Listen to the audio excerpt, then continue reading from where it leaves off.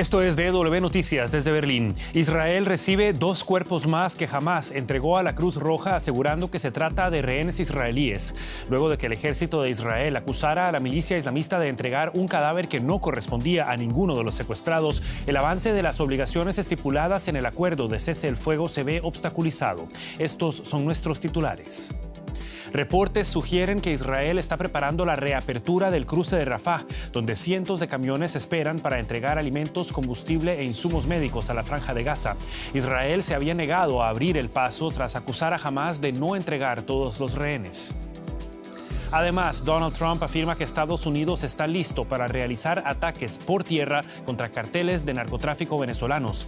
Las declaraciones recrudecen aún más las tensiones entre Caracas y Washington tras semanas de bombardeos contra embarcaciones venezolanas en el Mar Caribe.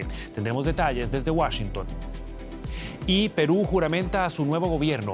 El presidente José Gerí pide estabilidad para salir de la crisis política. Para este miércoles se espera una protesta a nivel nacional. La Corte Suprema alertó que está en riesgo la base fundamental del Estado de Derecho.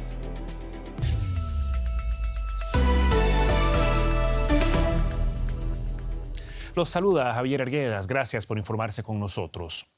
Las fuerzas de defensa de Israel recibieron en la noche de este miércoles 2 cuerpos más que la milicia islamista Hamás asegura son restos de 2 rehenes israelíes fallecidos en cautiverio.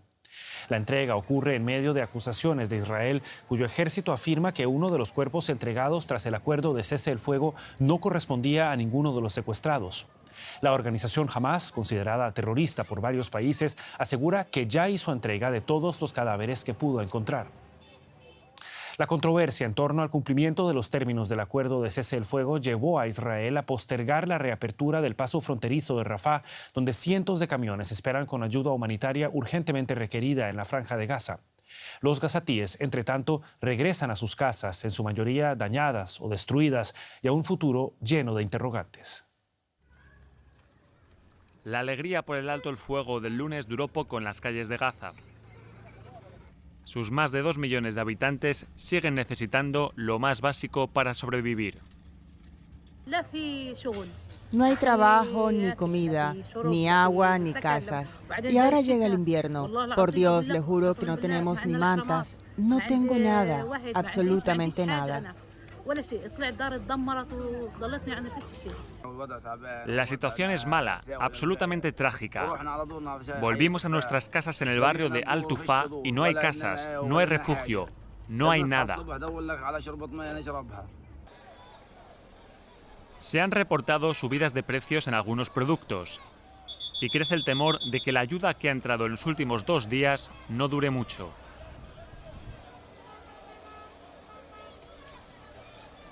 Cientos de camiones esperan para cruzar desde Egipto por el paso de Rafah, en el sur. Israel los está inspeccionando y ha dicho que anunciará más adelante cuándo se reabrirá el paso. El martes por la noche, un convoy devolvió a Israel los cuerpos de otras 4 personas. Sin embargo, tras los análisis forenses, Israel afirma que solo se ha confirmado la identidad de 3, lo que significa que los cuerpos de al menos 20 rehenes siguen en Gaza.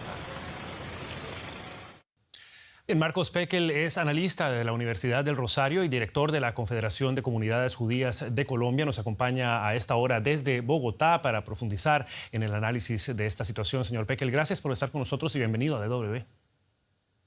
Bueno, un gran saludo para ustedes y a la audiencia de Deutsche Welle. Un gusto estar acá.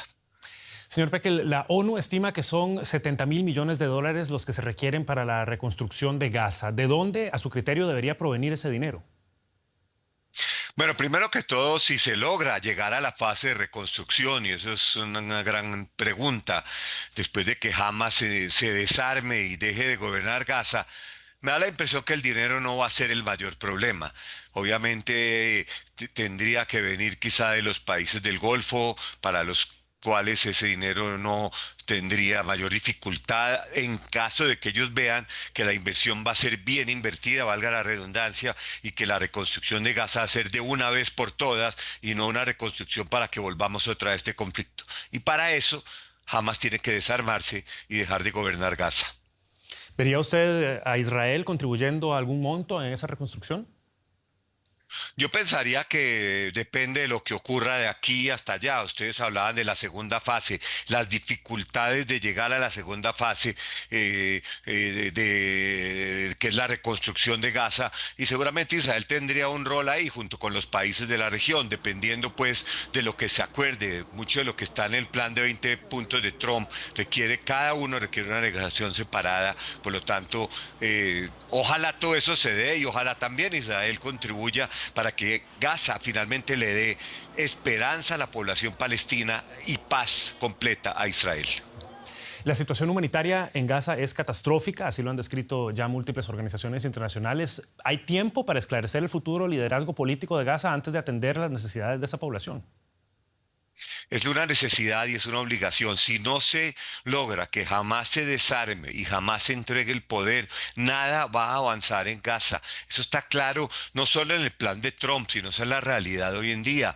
Sí. Queremos avanzar, ese es el primer paso. Una vez este paso se cumpla, ya podemos empezar a ver cómo enfrentar la situación humanitaria, la reconstrucción, la gobernanza y la convivencia entre Gaza e Israel. La pregunta, sin embargo, es, asumamos, digamos, que jamás se desarme. Encontrar un nuevo gobierno y definirlo va a tomar tiempo. ¿Se puede empezar la reconstrucción antes de que eso se dé? Yo creo que sí, yo creo que va a haber algún tipo de interinato, yo creo que hay algunos actores que van a tomar esa misión de comenzar la reconstrucción, de enfrentar la crisis humanitaria en Gaza. La medida que se dé esa primera condición, las demás van a venir, independiente si una gobernanza definitiva en Gaza se conforma de una vez o si va a tomar algún tiempo. Muchísimas gracias, señor Marcos Pekel, por brindarnos sus perspectivas y un saludo hasta Bogotá. Gracias a ustedes y un saludo también a toda la audiencia de Deutsche Welle. Y dejamos atrás el conflicto en Medio Oriente para centrarnos en la situación en Europa. La OTAN informó este miércoles que está probando un nuevo sistema de defensa contra drones en su flanco este como parte de los esfuerzos de la alianza militar para defenderse de lo que considera una amenaza de Rusia tras incursiones en su espacio aéreo. El comunicado se da el mismo día en que ministros de defensa de la OTAN y de la Unión Europea se reunieron en Bruselas para discutir medidas conjuntas. Rusia intensifica sus provocaciones a la OTAN. Envía aviones de combate al espacio aéreo de la Alianza sobre Estonia y drones sobre Polonia. Por ello, la reunión de los ministros de defensa de la OTAN adquiriría especial relieve. El reto de mejorar la defensa antiaérea, especialmente contra drones enemigos. La OTAN implementará medidas adicionales contra los drones que reforzarán, ampliarán y acelerarán nuestra respuesta ante ese tipo de dispositivos. El ministro de Defensa británico John Healey afirmó que no debe quedar duda de que si la OTAN se ve amenazada, actuará. Las incursiones de Putin en territorio de la OTAN son imprudentes, peligrosas y totalmente inaceptables. Ya sea intencionado o no, y Putin observa lo que hacemos.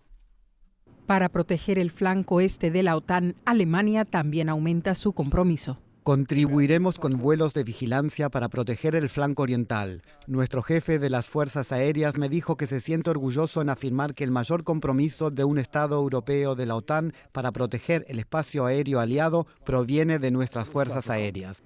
Pero Ucrania no cuenta con ese escudo y sigue sufriendo los bombardeos rusos con una intensidad cada vez mayor. De cara al invierno, Moscú ataca, como en años anteriores, las infraestructuras energéticas. Esto hace que sea aún más urgente el envío de más armas a Ucrania. Y justo un día antes de esta reunión de la OTAN, una nueva investigación reveló que la entrega de armas europeas a Ucrania ha disminuido en más de un 40% desde julio. Fijamos la mirada en el continente americano. La próxima escalada en las tensiones entre Venezuela y Estados Unidos llegó este miércoles de la boca del presidente estadounidense Donald Trump. Trump aseguró que quiere incrementar lo que afirma es una lucha de su gobierno contra el narcotráfico en el Caribe. Para ello está considerando, según dijo, atacar en tierra a carteles de Venezuela. Según el New York Times, la administración Trump autorizó a la CIA para que haga operaciones encubiertas en territorio venezolano. Además, hubo reportes de 2 aviones bombarderos que volaron cerca del espacio aéreo de Venezuela. Estados Unidos ya ha atacado a 5 embarcaciones frente a las costas venezolanas, cobrando la vida de 27 personas. Para Trump, las rutinas marítimas del narcotráfico, o las rutas, mejor dicho, están controladas y es hora de dar un paso más. Bueno, no quiero decir exactamente, pero ciertamente estamos pensando en la tierra ahora que tenemos el mar muy bien controlado. Hemos tenido un par de días en los que no se veía ni un barco. El periodista José Díaz Briceño se encuentra en Washington dando seguimiento a las declaraciones que llegan de la Casa Blanca. ¿Qué tal, José? Un gusto saludarte. ¿Qué significa exactamente el que Estados Unidos pueda atacar a carteles venezolanos por tierra? ¿Tiene Trump suficiente potestad para ejecutar una medida como esta? Sí, como nos tiene acostumbrados el presidente Trump y como escuchábamos en sus palabras, el presidente no fue específico, pues no se refería específicamente a territorio venezolano, sino simplemente a controlar el tráfico de drogas que llega por tierra. Y eso abre la pregunta sobre a qué territorio se estaba refiriendo el presidente Trump. Hay que decir que sus palabras son exactamente las mismas que pronunció el 30 de septiembre pasado antes de un discurso a generales estadounidenses donde insistía que sus acciones por mar habían sido efectivas para paliar el tráfico de drogas por el Caribe. Y sin embargo, hay que decir que la justificación para ejercer cualquier ataque, ya sea por tierra o por mar, ha sido una de los debates más álgidos que ha habido en los últimos días aquí en el Congreso estadounidense, pues demócratas y republicanos consideran que incluso más allá del derecho internacional, dentro del derecho estadounidense, el presidente Trump no ha presentado una justificación real para justificar estos ataques ante los que considera pues son enemigos directos de Estados Unidos. La administración Trump, José, afirma que sus acciones están siendo efectivas. En este caso, ¿hay datos que respalden una reducción del ingreso de drogas a Estados Unidos? Todo esto es parte de una confusión que el propio presidente Trump menciona en su alocución hoy. Se refería directamente al tema de la droga sintética conocida como fentanilo, asegurando que las lanchas que fueron bombardeadas en el Caribe acarreaban fentanilo, y eso está en contradicción total con los informes de inteligencia de agencias como la DEA, la Agencia Antidrogas estadounidense, que establece que el fentanilo principalmente llega a través de paquetes postales desde China o que es fabricado por los cárteles mexicanos de Sinaloa y Jalisco. En el Caribe no se tiene detectado presencia de fentanilo masiva, pero esto habla justamente de la confusión que el propio presidente Trump inyecta en el asunto. La emergencia por fentanilo ha caído fuertemente desde el año 2023, cuando se generaron más de 70,000 muertes por sobredosis de fentanilo, y ahora ya en el año 2024 las muertes estaban en alrededor de 46,000. José Díaz Briceño con el reporte sobre las nuevas tensiones entre Estados Unidos y Venezuela. Muchísimas gracias, José. Hasta la próxima. Pasamos ahora a la economía. Como ven, ya está con nosotros Juliana González y fijamos la mirada todavía en el continente americano porque se viene un proceso electoral. Así es, Javier. Se trata de un balotaje histórico en Bolivia que elegirá un nuevo presidente este domingo, marcando el fin de 2 décadas de los gobiernos del MAS. En la primera vuelta, los votantes mostraron un claro distanciamiento de Evo Morales y su legado político. Ahora deberán decidir entre el expresidente conservador Jorge Tuto Quiroga y el demócrata cristiano Rodrigo Paz, quien sorprendió al liderar la votación en la primera vuelta. El nuevo mandatario asumirá el cargo en un contexto económico complejo. El país se enfrenta a una grave escasez de divisas y combustible, mientras que la inflación anual supera el 23%. Falta combustible en todo el país. Las filas en las gasolineras son enormes. Incluso los vehículos de transporte esperan durante días y por eso no pueden entregar sus mercancías. Un año ya que estamos haciendo ya así, sufriendo, durmiendo 3 noches. No hay abastecimiento, no sé qué es lo que está pasando.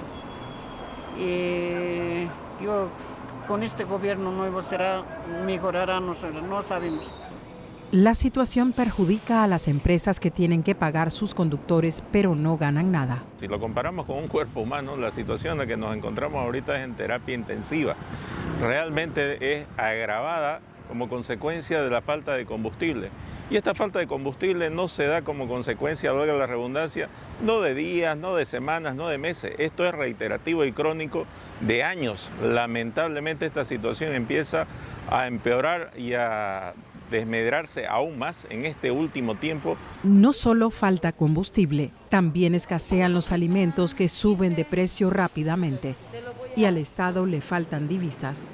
Los ciudadanos solo pueden retirar un máximo de $100 a la semana en las ventanillas.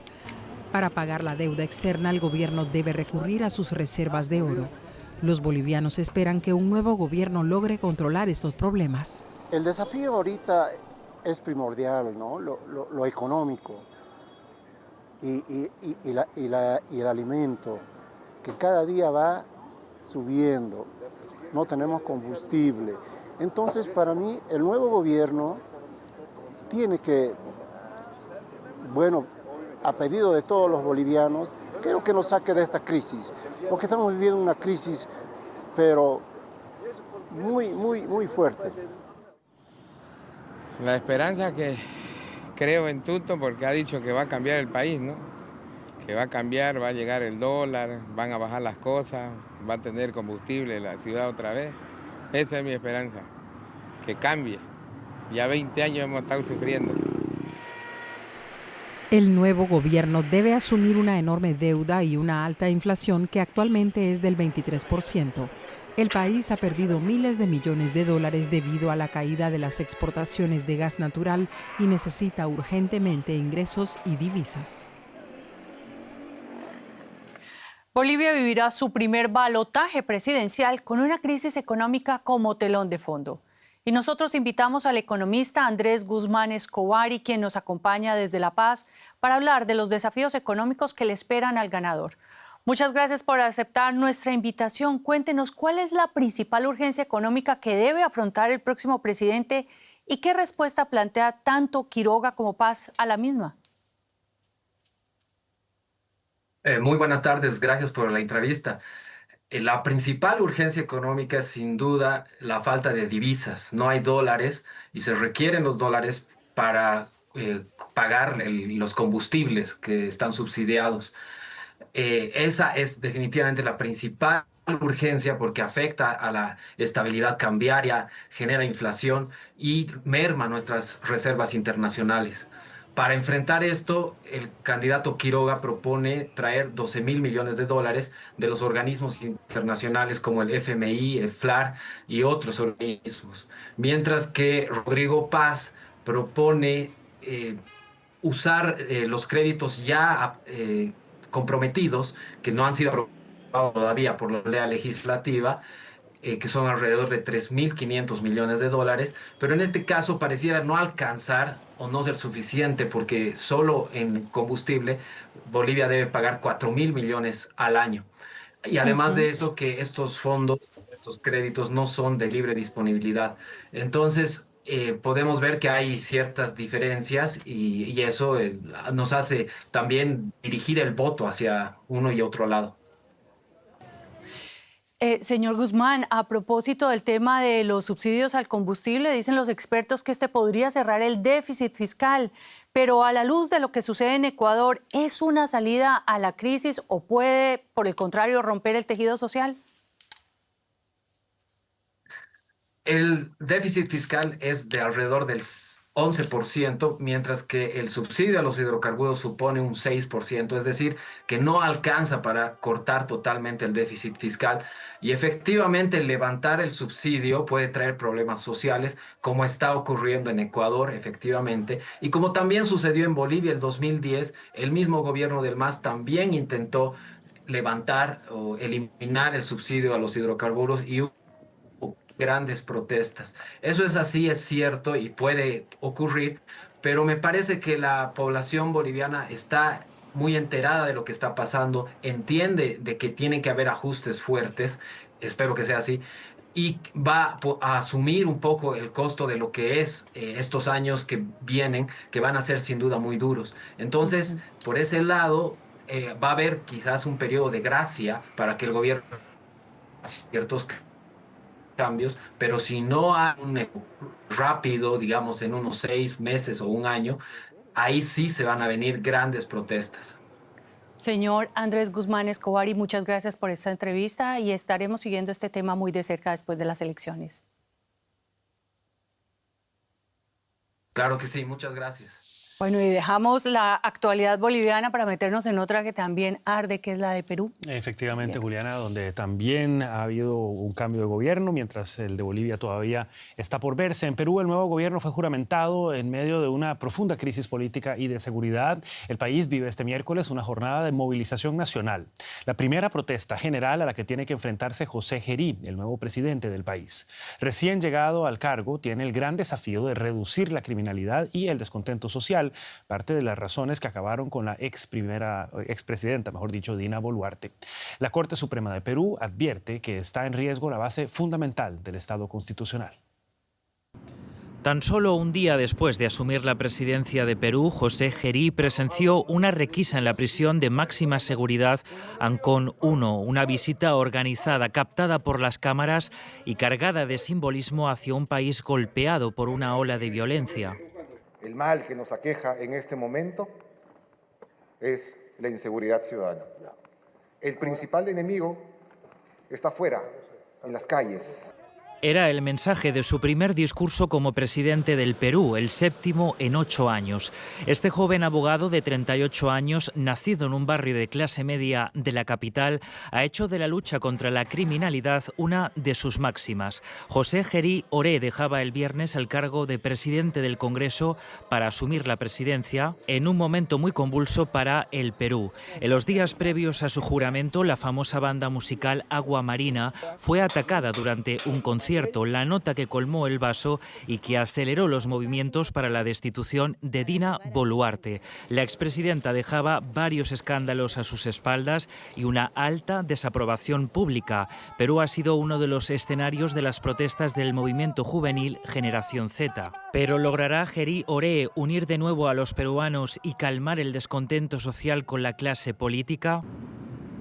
El recién estrenado presidente conservador parece esforzarse. Acudió en un gesto poco habitual a un reciente incendio que arrasó con al menos 100 casas en un barrio de Lima con un mensaje. Que sientan que el Estado está con ustedes. Como Estado, como gobierno, estamos demostrando cosas nuevas que es importante que se transmitan. Pero su figura es controvertida. Ha sido investigado por una presunta agresión sexual que ha sido archivada por la justicia y sobre él pesan denuncias de corrupción. ¿Qué tanto logrará Gerí Oré para superar las divisiones y el descontento en Perú? Está por demostrar. El político del partido Somos Perú ha formado el nuevo gabinete y ante los gobernadores regionales y la nación lo ha dejado claro. Este gobierno de transición va a ser un gobierno de impacto. Su gobierno es de transición hasta las próximas elecciones de abril del 2026. Y establecemos contacto con la ciudad de Lima. Allí se encuentra la periodista Rosemary Cueva para ofrecernos más detalles de estas noticias en desarrollo. ¿Qué tal, Rosemary? Muy buenas tardes para vos. ¿Qué nos puedes decir sobre este nuevo gobierno que hoy recibe una nación cansada de la clase política y deseosa de un cambio? Hoy, en el quinto día del gobierno de transición de José Gerí, hay un clima de bastante incertidumbre. Incertidumbre por si él seguirá siendo parte del poder hasta las siguientes elecciones de abril de 2026. Y esta incertidumbre tiene que ver por el fuerte rechazo que tiene el Congreso. Recordemos que Gerí, al ser presidente del Congreso, asumió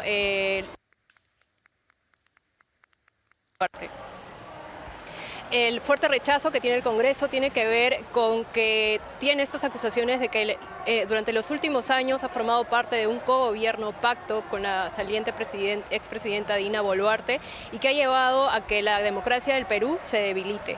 José Gerí, si bien se ha mostrado frente a cámaras que tiene la intención de luchar contra la criminalidad, hay acusaciones de que tiene un doble discurso, ya que como congresista votó a favor de muchas leyes pro crimen que han fortalecido a las organizaciones criminales y que han aumentado diariamente los casos de crímenes, de asesinatos y de extorsiones en todo el país. José Gerí, a diferencia de Dina Boluarte, pues se muestra frente a cámaras, señala que es un presidente presente y que está abierto al diálogo, pero va a ser muy clave, por ejemplo, la manifestación de hoy que está en contra del Congreso y en contra de su mandato. Muchos peruanos efectivamente no están dispuestos a darle el beneficio de la duda a José Gerí. ¿Cuál es la naturaleza de estas protestas que escuchamos a tus espaldas brevemente, si podés, y qué tanto pueden poner en riesgo el orden democrático? Estas movilizaciones a nivel nacional son iniciativa principalmente de la generación Z, un grupo de jóvenes universitarios y trabajadores que señalan que lo que quieren lograr es que se vayan todos. Ellos pedían la salida de Dina Boluarte, ya eso se concretó, pero ahora quieren que el Congreso y todas las bancadas que formaban parte de lo que ellos consideraban un pacto también salgan, que se pueda adelantar las elecciones generales o que haya una asamblea constituyente. Ellos señalan que no son como sus padres o como generaciones anteriores que se dejaban engañar por los políticos. Están en contra no solamente de la corrupción del Perú, sino también piden cambios porque están cansados de ver asesinatos constantemente. Y bueno, vamos a estar muy pendientes de la movilización de hoy, de qué tan fuerte y masiva sea para presionar al gobierno de turno, al gobierno de transición, y también de la respuesta que va a tener la policía, porque recordemos que en las últimas movilizaciones ha habido una fuerte represión policial con muchos civiles heridos y vamos a estar pendientes de eso.